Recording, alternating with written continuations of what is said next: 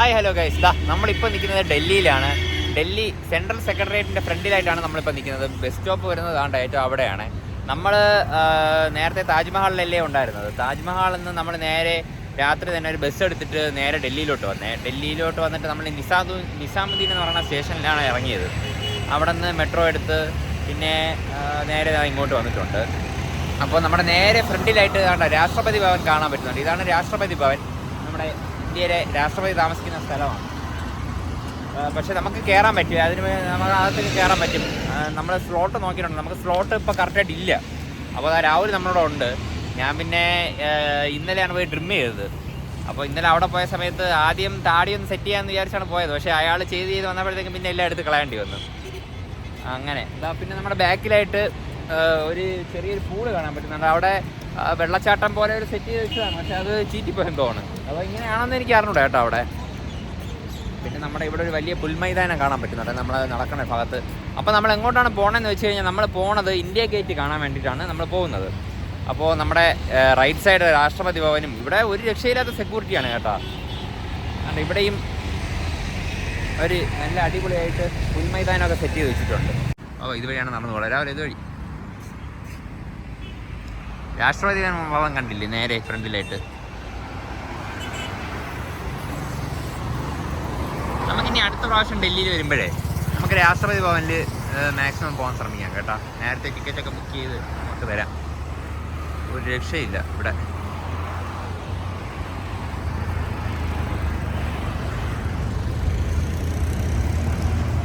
ഇതാ നമ്മുടെ നേരെ ഫ്രണ്ടിൽ ഇന്ത്യ ഗേറ്റ്.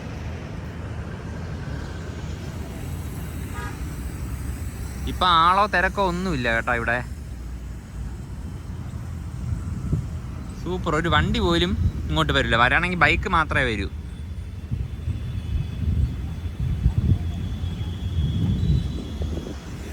ഇവിടുത്തെ വ്യൂ ഒരു രക്ഷയില്ല.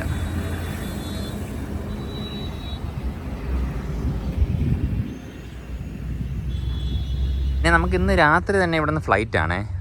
രാത്രി നമുക്ക് ഇവിടെ നിന്ന് 9:30-ക്കാണ് ഫ്ലൈറ്റ് തിരുവനന്തപുരത്തോട്ട്. അപ്പോൾ നമ്മുടെ യാത്ര ഇന്ന് നമ്മൾ സ്റ്റോപ്പ് ചെയ്യാൻ വേണ്ടി പോവുകയാണ്. പിന്നെ വേറൊരു കാര്യം എന്ന് പറഞ്ഞു കഴിഞ്ഞാൽ ഞാൻ ഇന്നലെ പറഞ്ഞിട്ടുണ്ടായിരുന്നു ഡ്രിം ചെയ്ത കാര്യം. അപ്പോൾ ഇവിടെ വന്ന് ഡ്രിം ചെയ്യുമ്പോൾ നോക്കി കണ്ട് ഡ്രിം ചെയ്യണം. നല്ല കടയിൽ കയറിയില്ലായിരുന്നെങ്കിൽ നമുക്ക് ഇതുവരെ പണി കിട്ടും. പിന്നെ വേറൊരു കാര്യം പറഞ്ഞാൽ ഞാൻ മുടിയും വെട്ടിയിട്ടുണ്ടായിരുന്നു. പക്ഷേ മുടി വെട്ടിയതും ഭയങ്കര അലമ്പായി പോയി കേട്ടോ. ഇവിടെ നമ്മൾ ഇന്ത്യ ഗേറ്റിൻ്റെ ആ ഭാഗത്തോട്ട് പൊയ്ക്കൊണ്ടിരിക്കുകയായിരുന്നു. അപ്പോൾ ഒരു പോലീസുകാരൻ എന്ന് പറഞ്ഞ് അങ്ങോട്ട് പോകണ്ട, ഇപ്പോൾ VIP മൂവ്മെൻ്റ് ആണ്. അപ്പോൾ ഒരു അരമണിക്കൂർ കഴിഞ്ഞ് പോയാൽ മതി.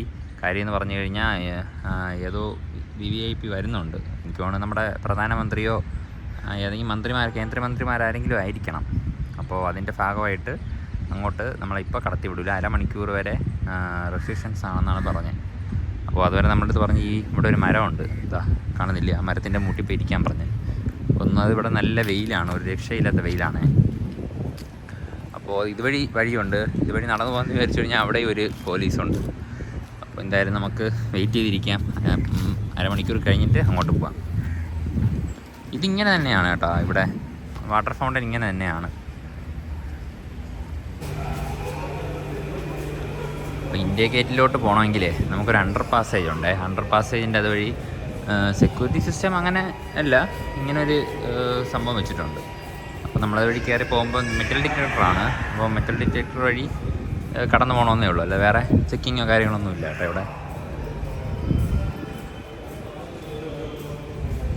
അപ്പോൾ നേരത്തെ പോയതേ വേറെ ആരുമില്ല, ഗവർണർ പോകാൻ വേണ്ടിയിട്ടായിരുന്നു അവർ റോഡൊക്കെ ബ്ലോക്ക് ചെയ്തിട്ടുണ്ടായിരുന്നത്.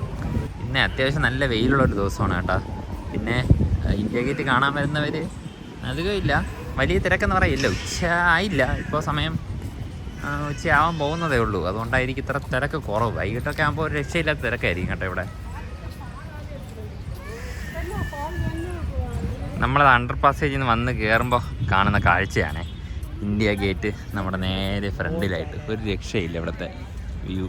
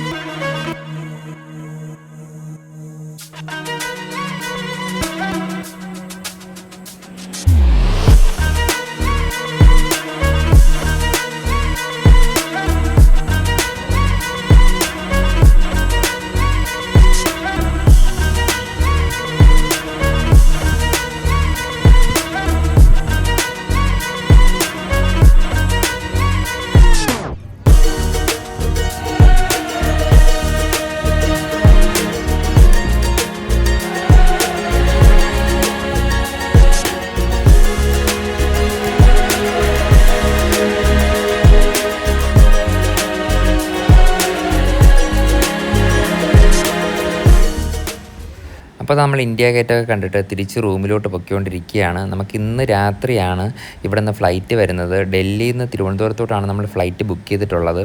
അപ്പോൾ നമുക്ക് ഡൽഹിയിൽ നിന്ന് തിരുവനന്തപുരം വരെ നമുക്ക് ഫ്ലൈറ്റ് ടിക്കറ്റിൻ്റെ ചാർജ് ആയിട്ടുള്ളത് 7415 രൂപയാണ് നമുക്ക് ഒരാൾക്ക് ടിക്കറ്റിന് റേറ്റ് ആയിട്ടുള്ളത്.